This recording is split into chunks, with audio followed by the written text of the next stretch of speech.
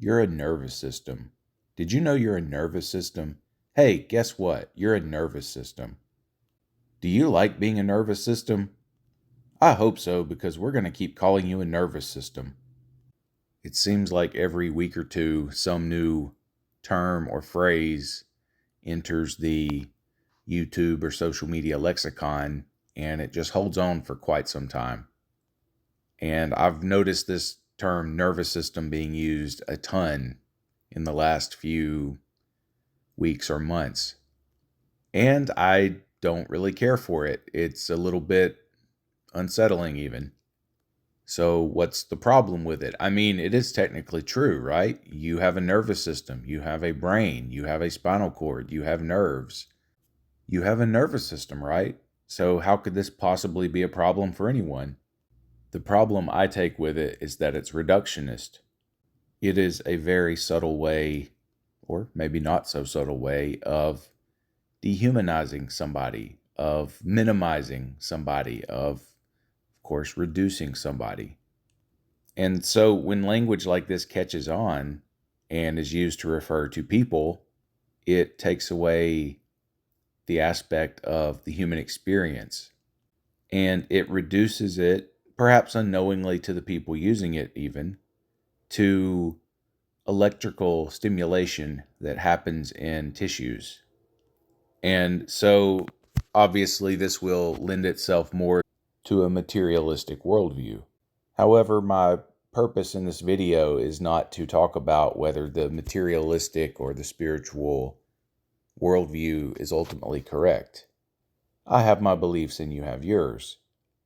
My point, rather, is more of a criticism of the intent of it. Now, I don't know if it would even be possible to trace it back to the first popular use in these last few weeks or months. Perhaps there was something anti-human about it in intention, or maybe it was just a fluke. Somebody happened to find something that hit well in the algorithm and it just kept proffering that kind of a buzzword to us. I don't know. What I will say is that using terms like this does reduce human beings and their experiences to electrical impulses. Now, you could say that I'm just arguing semantics and this is not really a big deal. Okay, fair enough if you think that way. But if you do get the sense of where I'm coming from, I hope you could see that it is important how we refer to ourselves, that just being technically correct about the human brain, the nervous system, and the natural processes that make us physically alive are, at least in our experience, more than that. Again, I don't intend this as a debate between the material and the spiritual. It's more of a discussion about how that primes us to think of ourselves and each other. Now, whether the ultimate reality of the universe is material or spiritual, we experience life, we experience existence, and to us, it means something. When you go to sleep at night and you dream, there are chemical and electrical processes that are occurring in your brain. When you eat tacos for lunch, there are natural processes happening in your brain. When you hug somebody, there are chemical and electrical processes happening again. So, of course, these things are really happening, and that is one way to look at all of those things as chemical changes and electrical stimulation and your brain, your nervous system processing data from the outside world. However, it strikes me that unless you are a doctor, a scientist, a researcher, a student, or something like that, and you are working in that area that deals with the material, chemical, electrical side of things, that it seems very odd to refer to people in that way. Of course, if you are a researcher of some kind and you are trying to do studies on dreams or some such, then yes, of course, you're going to use terms like nervous system and electrical signals, stimulation, things like this. Of course, it just comes with the territory.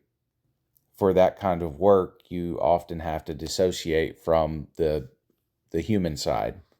To me, that seems completely sensible and intuitive. But if you are a YouTuber, a speaker, a presenter, an entertainer, if you are in a role that is more humane, that is more human based, then it just strikes me as very strange to refer to people as nervous systems. I mean, to me, that's about as strange as if a child told her mom that she loves her, and the mom said something like, "My nervous system is responding positively to the chemical and electrical interactions in your nervous system that are producing that feeling." It's something like that. It just strikes me as very bizarre. Why would you refer to somebody in those terms? Anyway, I think I've made my basic point. So, beyond that, what I will suggest is this.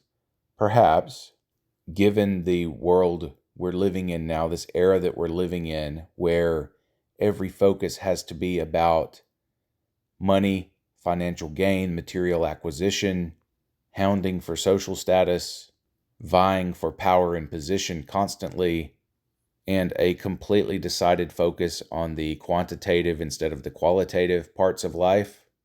Perhaps this is a subtle reinforcement of these concepts that we are made to live by. Language is powerful. Words are powerful.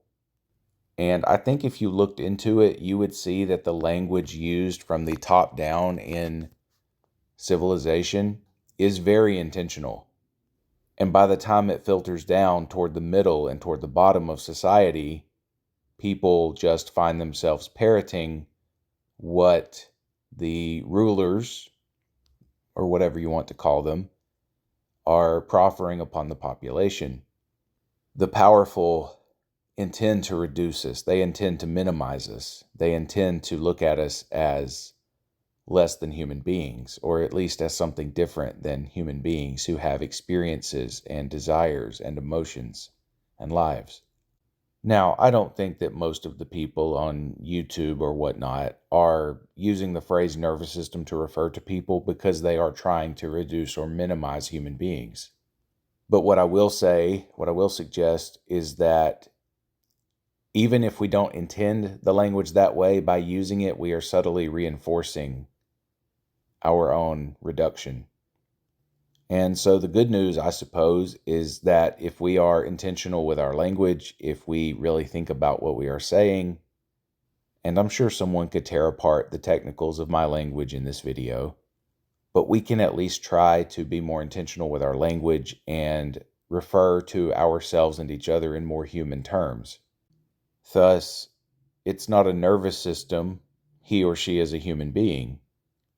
It's not just that that person's nervous system is being hyperstimulated and that this is a crisis that needs a clinical intervention necessarily, but that person needs to stop and smell the roses, think about what's really important in life, and take it easy. You are not just a sack of cortisol. You are a stressed out human being who has problems that you need to solve. You have a future that you want to strive for. You have a life that you want to live better. The robots may be coming, but you're not a robot, and I'm not a robot. I don't think it's any coincidence that the system wants us to reduce ourselves to only technical terms, because that is what the system is trying to force upon all of society. This is what the AI revolution is all about. Or at least that's what it will be all about in human terms. It will be about turning man into the machine. It is about that. From the upper echelons of power, there are no doubt technicians who are analyzing, dissecting, and reconstructing language that will benefit them and their inhuman system. And once they put those kinds of language out into the public and into the mainstream, and it filters down until it's hit every level, they take that as a signal that people are ready, or at least accepting, of what the powerful intend for all of us.